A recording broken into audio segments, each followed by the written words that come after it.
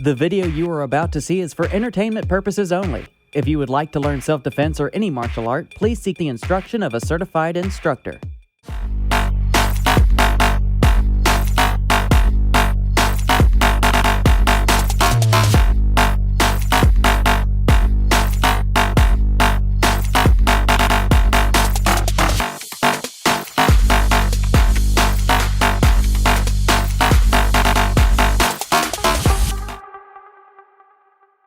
Assassin's Creed is a series that started back in 2007. The original Assassin's Creed was insanely popular and boosted Ubisoft into being one of the AAA giants in gaming that they are today. Every year, the series got better and better, and it seemed like Assassin's Creed couldn't fail, until it did. Ubisoft eventually decided that they needed to spin the AC formula on its head, and that's how we got Assassin's Creed Origins, a game that didn't entirely dump stealth mechanics, but definitely pulled the stealth back to make way for a more combat-focused experience. Finally, we get Assassin's Creed Odyssey, a more refined version of Origins with better story, location, and the ability to choose your character. I chose Kassandra, so I may refer to the game as if it has a female protagonist later on in the video. I want to go ahead and apologize if this upsets or confuses anyone. Now, before we get started, I just want to say that Assassin's Creed Odyssey has a lot of animations in it. I mean, a lot. So I will not be going over every single fighting animation that this game has to offer, but what I will do is break down every weapon's movesets by light attacks, heavy attacks, charged attack, and my personal favorite finisher with that weapon. I will be using a lot of footage from Boomstick Gaming. He does a fantastic video breaking down each weapon's move strands and showing the most efficient way to use each weapon. So if that's something that you're interested in, the link is in the description. I will also be using a video from O-Leo-N,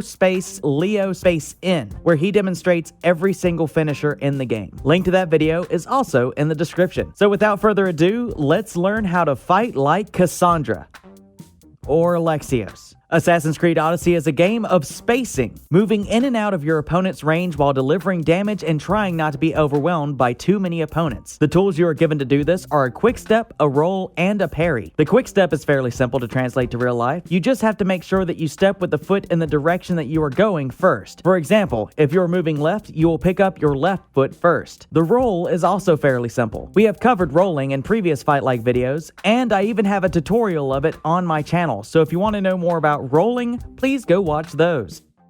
Lastly, the parry with a two-handed weapon, such as the staff, is just pushing your weapon forward with both hands and would not give the same result in real life as you do see in the game. However, the single-handed weapons, such as sword and dagger, both use an upwards X-block animation, which is interesting because that is an empty-handed technique used to position yourself around your opponent, and therefore it gives that move a little bit more credibility in my book. Now on to weapons. First off, let's look at the sword. Now keep in mind, I did not have a short spear on hand, so I'm asking you to use your imagination and imagine that a spear is on the end of this collie stick.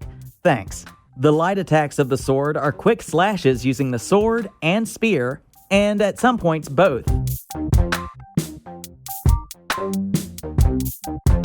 The heavy attacks are very similar, but what stands out to me are those last two movements: slicing upwards with both the sword and spear, switching momentum, jumping, spinning, and slicing down with the sword. In the game, this generates enough force to knock your opponent at least 10 feet away from you, and while I don't believe that could happen, I do like the move and the acrobatic challenge it presents.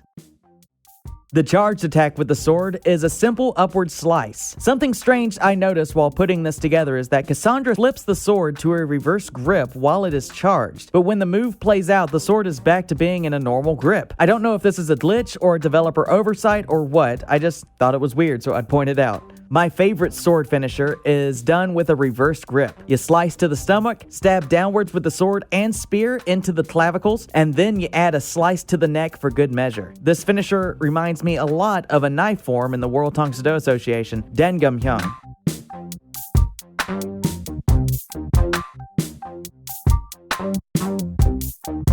Now on to Dagger. Since the dagger is the shorter version of the sword, and it's roughly the same size as the spear in-game, I will be using two collie sticks. Once again, I ask you to use your imagination to see a dagger and spear in my hands. The light attacks are quick slashes of right hand down, right hand up, left hand down, left hand left, right hand down, right hand up, spin clockwise, and right hand up. So, have fun with that one. I know I did.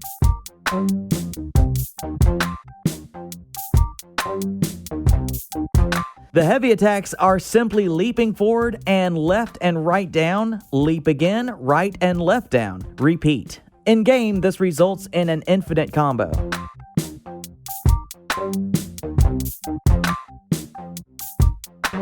The charged heavy is a reverse grip, spinning downward strike. Once again, Kassandra can't decide if she wants to do it in reverse or normal grip.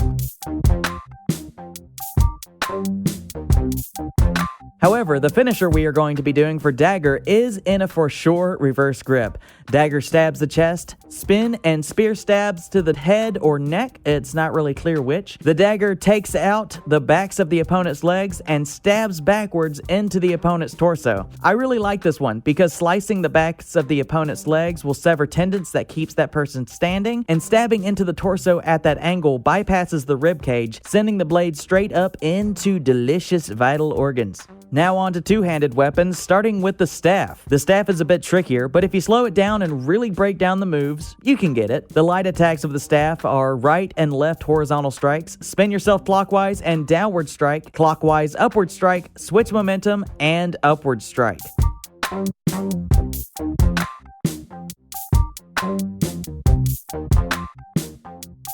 Heavy attacks with the staff are leaping forward, downward strike over left shoulder, stab from right side, spin, backward stab, jump, spin, counterclockwise, and downward strike, and lastly, a counterclockwise area clearing swing.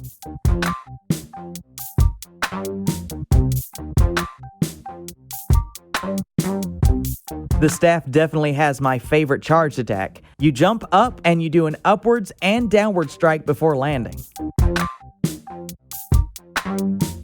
My favorite finisher for the staff is a strike to the foot, pulling it out, a strike to the knee, breaking the leg, rearing back, and baseball swinging to the head. Buy me some peanuts and Cracker Jacks. On to the heavy blade. The heavy blade is a bit more basic than the staff, but still some really cool combinations can come from it. The light attacks are down, up from left, up from right, and down again. The heavy attacks are striking counterclockwise, spin body, another counterclockwise strike, spin only the axe, another counterclockwise strike, switch momentum, and one more strike. The charged attack is simply two area clearing counterclockwise swings. My favorite finisher with the heavy blade is when you hit the opponent's head with the handle, strike to the neck, put a leg behind them, trip, do a big old spin, and a downward strike.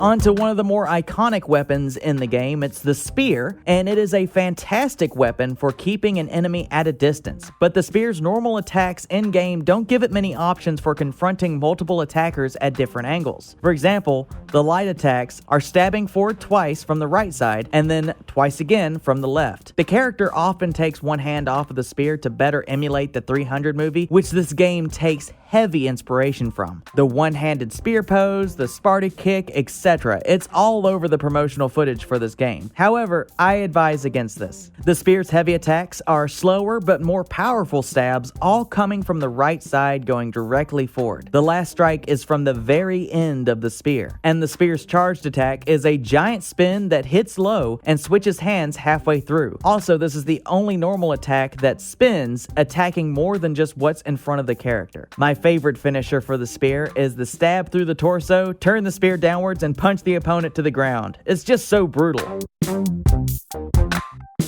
The last weapon is the heavy blunt, which is the slowest but most brutal weapon in the game. Definitely the weapon I would least like to be killed with. Light attacks are spinning counterclockwise into the first strike, switching momentum, and striking two more times, all horizontal strikes.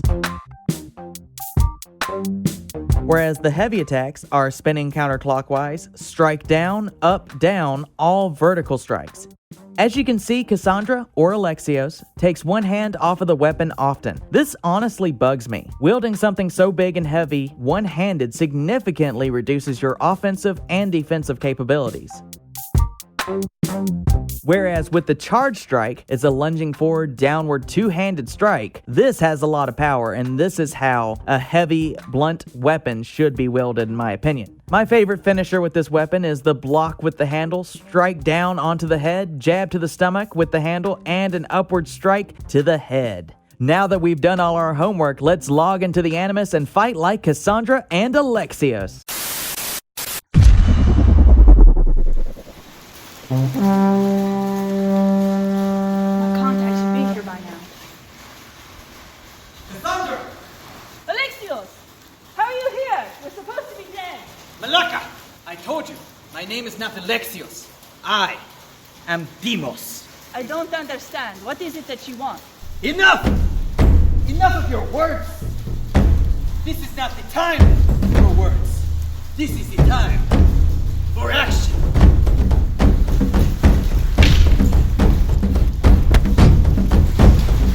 How many times do we have to do this, Alexios? Will you stop calling me Alexios?